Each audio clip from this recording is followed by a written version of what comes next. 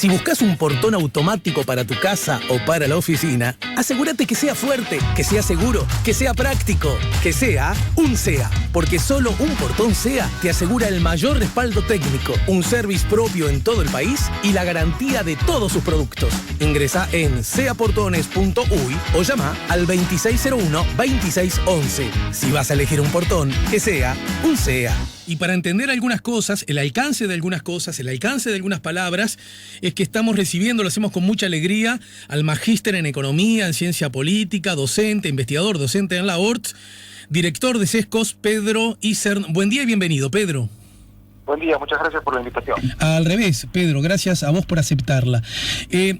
Aunque para vos implique llover sobre mojado, me da la sensación que para poder abordar el alcance o adjetivar el encuentro entre los presidentes de Uruguay y de Brasil, me gustaría que vos nos ayudes a entender algunos conceptos antes, si te parece bien. Por ejemplo, el Mercosur ha sido un instrumento que tiene vigencia ya a lo largo de 30 años, ¿no es cierto? Sí, efectivamente, hay una reunión inicial en el 87, particularmente entre Sterney y Alfonsín, de la que participa Sanguinetti, y bueno, desde el 91 en adelante hay un tratado de Asunción que formaliza algo que era incipiente, que viene después de la salida de las dictaduras, que tenía una dimensión primeramente estratégica entre Argentina y Brasil, a la que se suma Uruguay, que en su momento era probablemente necesario y en un punto inexorable, y que ahora mayormente ha quedado perimido y en un punto es insostenible. Bien, formidable respuesta para justamente abordar el momento en que Uruguay decide sumarse, formar parte del Mercosur, por las mismas palabras que tú usaste. Fue un momento, un enclave histórico, una circunstancia geopolítica que hacía que para Uruguay fuera inexorable participar del Mercosur y de su fundación. Esa es tu opinión, ¿verdad? Sí, efectivamente, en verdad tú recuerdas, para ser a lo mejor un poquito más larga la historia, que a principios del siglo XX Argentina era la mitad de América Latina, era la mitad del Producto Bruto de América Latina. Hoy es el 4%, solo en 1960 Argentina y Brasil son actores Brasil alcanza a la Argentina en su dimensión. Esto significa que a lo largo del siglo XX fueron mayormente países en disputa, en donde había una hipótesis de conflicto en el otro. Eso se termina, por decirlo de alguna manera, la asimetría es clara, con un Brasil mucho más poderoso en la década del 80, y esto posibilita, al menos tácitamente, la formación de esta unión, ¿no? En ese sentido, más aún saliendo de las dictaduras, suponía un engranaje institucional, sobre todo en la cabeza del PIB, ¿no? que era un presidente, aquel gran presidente argentino, sí, entre el 83 y el 89, que creía que básicamente surge el gobierno de Alfonsín con la profunda creencia que no iba a terminar su gobierno. En la sucesión de golpes de Estado de Argentina de 1930 en adelante, su gobierno no iba a ser la excepción. Entonces va camino de construir herramientas institucionales locales y supranacionales que le posibiliten fortalecerse. Y hay que entender eso en clave del Mercosur. Digo todo esto para comprender que es algo comprensible en su momento, por cierto, para Argentina, por cierto, para Brasil, a partir de esa simetría, a partir de ese problema, comprensible para Uruguay, pero que en definitiva lo inexorable de la presencia uruguaya allí también marcaba lo acotado de su futuro. Ya en ese momento era difícil sustentarlo, ¿no? Uno podía pensarlo, pero la sustancia de ese fondo era muy difícil explicitarla en un punto. Hoy, como le decía al principio de nuestra conversación, no solo es fácil, sino que es hiper evidente. Bien, por lo tanto, deduzco que las razones, porque algunas incluso se han profundizado y otras definitivamente han cambiado, según tu mirada, Pedro, ya no solo no sostienen la inexorabilidad de que Uruguay integre el Mercosur, sino que hasta podríamos decir exactamente todo lo contrario. ¿Es mala noticia para Uruguay integrar el Mercosur?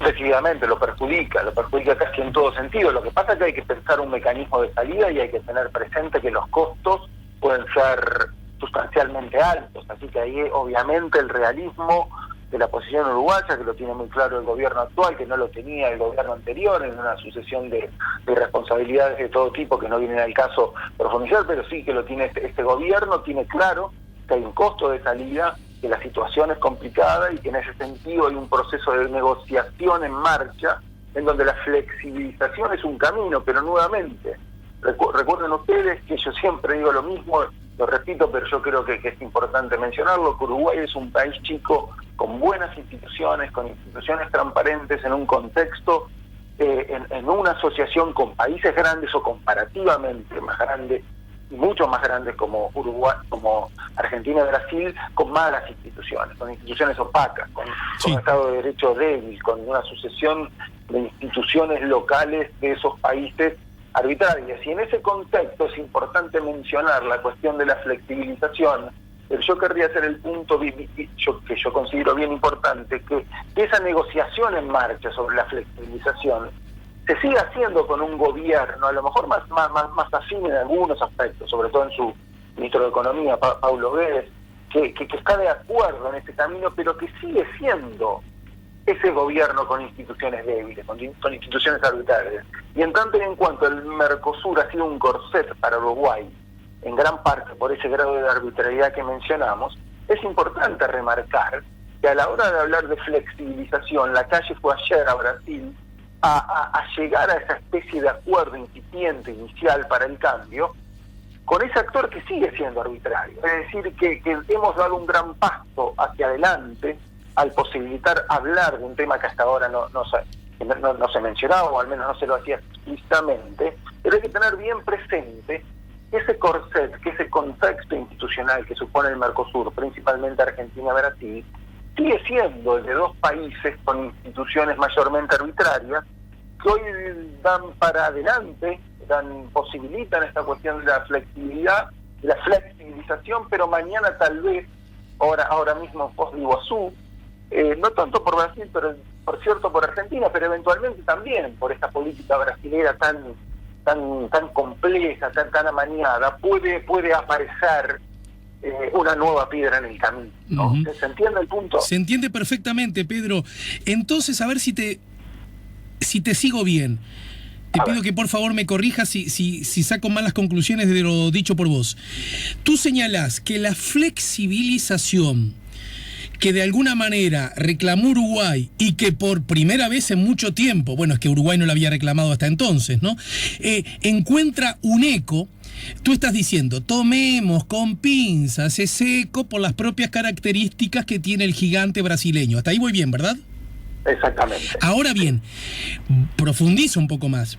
Tú señalás que la flexibilización que reclama Uruguay no es otra cosa que una especie de primer paso en un camino que inexorablemente, ahora sí inexorablemente, debe conducir a Uruguay, según tu mirada, al alejamiento del Mercosur. Flexibilización como parte de irse del Mercosur. Sí, suena fuerte, ¿no? Al final del día, sí, en verdad, como hay que recorrer un camino, a lo mejor al final del día termina siendo irrelevante si el propio concepto es la salida, en tanto y en cuanto. Pero fue eso lo que...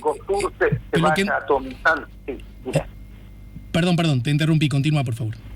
Sí, en tanto y en cuanto el Mercosur se vaya relativizando su peso para Uruguay, en definitiva para los otros países, y deje de ser ese corset, si se llama así, si Uruguay es miembro, pleno, no pleno, como quiera llamártelo, en definitiva en el mediano y largo plazo eso va a ser a lo mejor mayormente irrelevante. Suena fuerte la cuestión de la salida, pero en verdad sí es cierto. Primero lo primero, pongamos en marcha este proceso de flexibilización, teniendo en cuenta con quién estamos negociando este proceso de flexibilización, es decir, estos actores grandes con opacas instituciones, pero también mencionando, y en eso creo que es necesario introducir este matiz, que la cuestión de la flexibilización, más allá, insisto, de las instituciones arbitrarias, opacas o de regular calidad en Brasil, ha sido impulsada por grandes actores, ¿no? Paulo Guedes no ha caído en paracaídas y representa, por cierto, su pensamiento,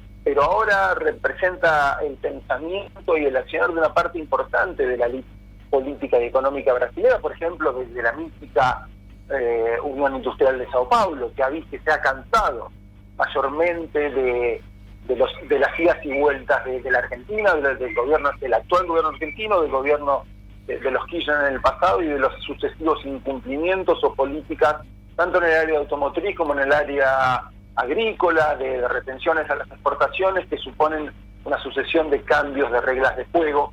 Hay actores importantes dentro de Brasil que han cambiado su parecer y que en ese sentido, más allá de lo poco previsible de ese actor y de lo poco previsible de las instituciones de ese país, también es cierto, para sopesar, para matizar, que hay allí, repito, actores de peso que a lo mejor por primera vez en mucho tiempo miran el mundo mucho más que para adentro, ¿no? Miran el mundo como la oportunidad para este gran actor, con actores sumamente dinámicos, y no solo en el agro, que es Brasil y la economía brasileña. ¿Sabés qué? Te anticipo, estimado Pedro, que esta charla telefónica que estamos teniendo no va a ser la última, porque como es lógico, y mucho más cuando hablamos de temas importantes para una comunidad, para una república, para una nación, los temas no se agotan en una charla y además son constantemente enriquecidos, por definición, por los acontecimientos que van surgiendo a medida que la vida transcurre, ¿no es cierto? Efectivamente, sí, claro. Y en ese contexto, y aprovechando de tu conocimiento específico, vamos a intentar conversar nuevamente contigo en más oportunidades. Lo siento mucho, pero dejaste la puerta entreabierta y yo me cuelo, ¿de acuerdo? Muchas gracias a ustedes. Pedro, igual quiero que me ayudes a entender este concepto. Si nosotros reclamamos flexibilización, uno puede entender entonces que algunas oportunidades que Uruguay ha tenido, que tiene o que tendrá para establecer acuerdos con otras latitudes, con otras naciones, van a ser esas oportunidades más probables de concretarse en la medida que se flexibilicen ciertas condiciones. ¿Estamos bien hasta ahí? Sí. Bien, la pregunta es esta.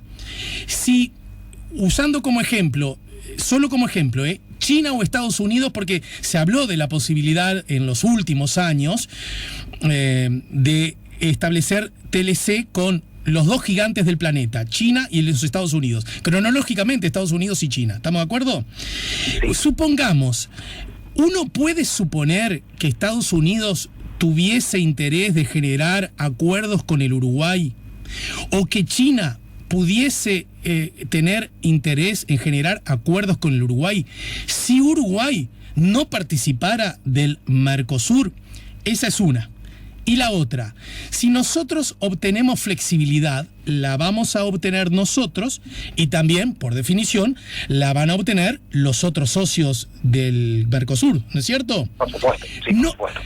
Supongamos que se concede la flexibilidad y supongamos que es Brasil el que concreta un gran TLC con la China, con nosotros afuera o parcialmente afuera. ¿Eso no se transformaría en una mala noticia? Y la otra, tercera y última, y te dejo, me las tirás como titulares si querés, Pedro. Y tercera, cuando Uruguay está en el Mercosur, está en un mercado de más de 260 millones de personas. Irse de eso, ¿no implicaría perder 260 millones de clientes? Sí, en verdad empiezo por la última, nadie se va de ningún lado, ¿no? La flexibilización supone la posibilidad de seguir comerciando con Brasil, con Argentina, con Paraguay, en estas condiciones eventualmente incluso mejores, y empezar a generar mecanismos para salir de este corset y buscar y construir las oportunidades. Y ahí vuelvo a la primera pregunta. Bueno, ¿Estados Unidos o China? Muchos dicen que China presiona y ha ofrecido a Uruguay en sucesivas ocasiones la posibilidad de firmar un tratado de libre comercio. Soy la economía más grande, o junto con los Estados Unidos la más grande, y no habría que perder esa oportunidad, mientras que Estados Unidos lo hizo en el pasado, pero ahora está en otra coyuntura, en otra situación. No, yo lo ponía como ejemplo hipotético, simplemente usando la trazabilidad, digamos, como dato, ¿no? Entiendo, pero mi punto es que en definitiva, si ahora hay una especie de transición y una complejidad que vive la propia sociedad y el comercio americano, y puede parecer más difícil ir por allí que por el otro lado de Oriente, en definitiva mi punto es que la flexibilización en parte nos lleva a ir a buscar ese tipo de acuerdo, a ir a preguntar, a ir a tocar la puerta, ir a generar los mecanismos para que, más allá de lo complejo que es buscar una relación de este tipo con los Estados Unidos,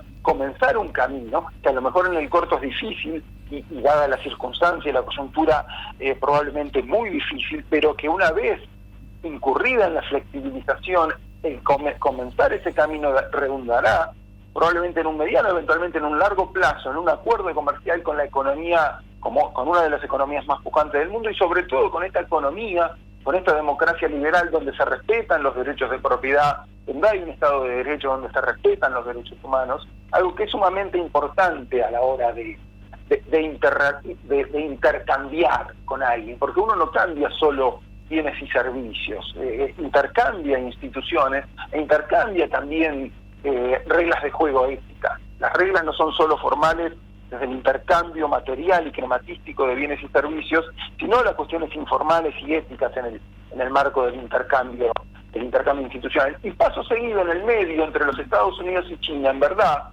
hay actores justamente más grandes que Uruguay, mucho más grandes que Uruguay, con buenas instituciones, que en verdad son una gran oportunidad para este país. Eventualmente con economía a veces competitivas y a veces complementarias, pero que tienen reglas de juego, como por ejemplo uno tiene que pensar inmediatamente en Australia y Nueva Zelanda, ¿no? O Japón, o Corea del Sur, o Israel, Canadá.